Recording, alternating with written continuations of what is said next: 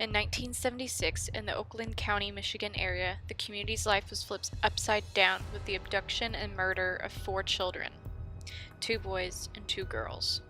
To this very day, no one has been convicted of these 4 children's murders, making it a popular cold case.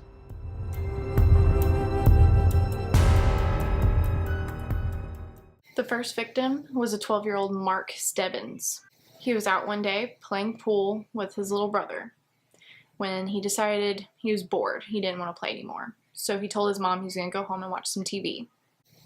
He was never seen again. 4 days later, they found his body. Mark was fully clothed and laid neatly on the side of the road in a snowbank in Michigan. An autopsy revealed his cause of death was strangulation, and he was sexually assaulted with an object. Mark also had 2 lacerations in the back of his left rear of his head. And if you don't know what a laceration is a deep cut of the skin or flesh. The autopsy also revealed rope marks on his wrists and ankles, which determined that he had been bound while he was captured. The second victim was Jill Robinson. She was also 12. The night before, she had packed her bags and decided to run away from home over an argument she had with her mother about whether or not to have biscuits for dinner.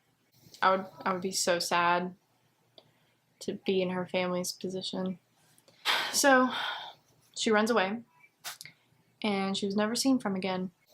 The next day, they found her bicycle behind a hobby store. Again, 4 days later, she was found fully clothed, dead on a snowbank. However, her cause of death was she was shot in the face with a 12-gauge shotgun from the front. So she was shot as if she was laying down, which I find strange because out of all the kids, she is the only one that wasn't killed by a more intimate type of murder. And she was not sexually assaulted like Mark. The third victim was Christine Mullick. She was 10 years old. Christine was last seen at a 7-Eleven, and she just disappeared. Within 3 hours, her mother did report her missing, but they never found her. It wasn't until 19 days later that they found her body. Again, fully clothed and posed. Christine's cause of death was she was smothered. She had no indication of sexual assault. And her eyes were closed and her arms were folded. The last victim was an 11-year-old Timothy King. He decided that night he wanted to take a skateboard, borrow some money from his sister, and go buy some candy. You know, normal kid stuff. He exited out the rear of the building around 8:30 p.m. and he was never seen from again. 6 days later, 2 teenagers found his body in a ditch in the snowbank. He was also fully clothed and posed neatly. His cause of death was suffocation, and he was also sexually assaulted with an object. The autopsy also revealed he had ate fried chicken within 6 hours before he died, so that would have meant the killer was feeding his victims before they died. So this killer is known as the Babysitter killer because in all instances of the victims, they were fed during captivity, they were bathed before he had murdered them, and they made sure that they wore clean clothes, and then they were posed neatly. They took time to pose these children. So during these times, the Michigan State Police created a task force in order to find the killer. While they never found the killer, they did stop a large pedophile ring in the area. Many of the suspects were already convicted pedophiles or friends of pedophiles. So one of the suspects was Gregory Green. Gregory Green was arrested on a different child sexual assault case. He ended up telling investigators that they should look into a Chris Bush and said that he was the one that killed Mark Stebbins. Both Bush and Green had passed the polygraph test that they were asked to take. By the way, I don't know if you know this, but polygraph tests suck. and you can cheat them, and they shouldn't be used in court because it's terrible. No. But anyway, Green was convicted and sentenced to life in prison, whereas Chris Bush got probation on the same charges. I'm not quite sure what happened with that. That seems really weird to me. Maybe there's more evidence against Green than it was him, or since it was different cases. I don't know. Either way, it's kind of messed up. So after that, Bush was one of the main suspects. But in November of 1978, he was found dead.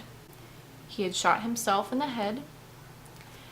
When they searched his home, they found a drawing of a boy screaming in agony. It wasn't until later that the police finally connected it, and the picture drawn resembled the first victim, Mark Stebbins. Some rope was also found at his house near where he had died. Another suspect was named Archibald Sloan. He was another convicted pedophile. Hair samples from his car matched the hair found on the two male victims, but his DNA didn't match the DNA of the hair, so he was released and not considered a suspect anymore. Sloan had claimed that he lended his cars to his pedophile friends, so police suspected maybe one of his friends was the killer and they had borrowed his car, and that's why the hairs were on the bodies that matched the ones in his car. Another suspect was James Gunnels. He was only 16 at the time, but his hair partially matched from one of the female victims. Oddly enough, James in his youth was sexually assaulted by Chris Bush. So it's a weird connection there. A hair match that the police matched in the system, it had to be thrown out because the hair sample was too old, so it wouldn't have been reliable. Gunnels also denied to take the polygraph. He didn't want to take it. Fun fact, at one point, John Wayne Gacy was considered a suspect, but after he agreed to do a DNA test, he came back and he wasn't a suspect anymore after that.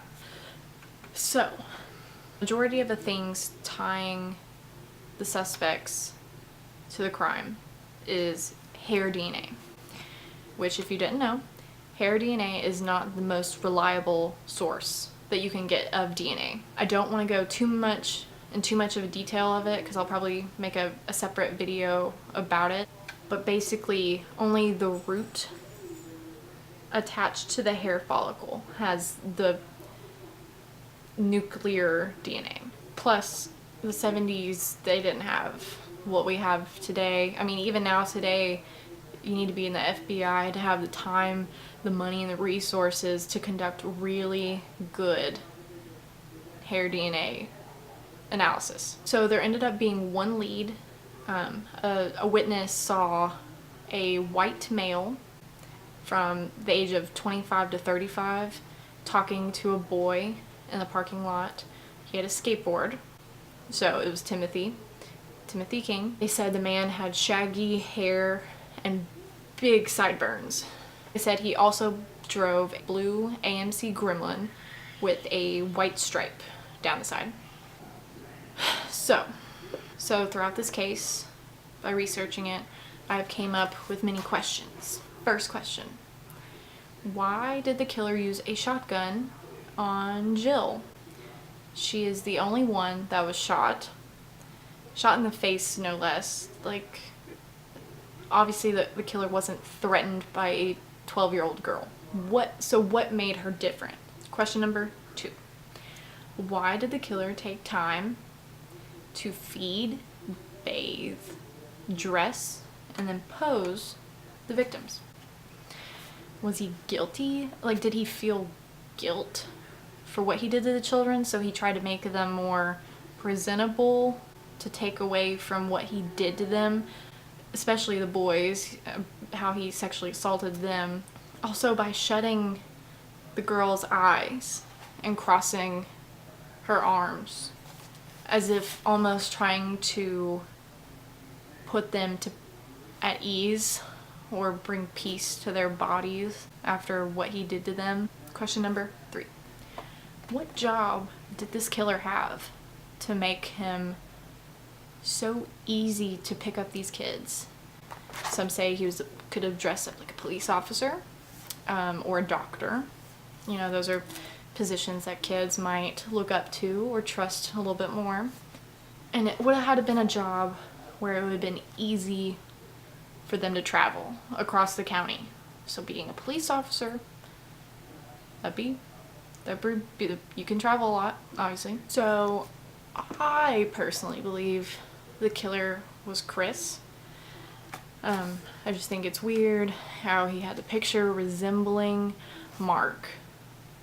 Another convicted pedophile told authorities that he had killed him. He had rope. I mean, a lot of houses have rope, but you know, the first victim, who the other pedophile said he had murdered him, Mark had rope marks around his arms and legs. So I also think it could have been Chris Bush with James Gunnels. I think maybe Chris told James to join him or help, or he'll hurt him, because, you know, as I mentioned before, Chris had sexually assaulted James throughout his whole childhood.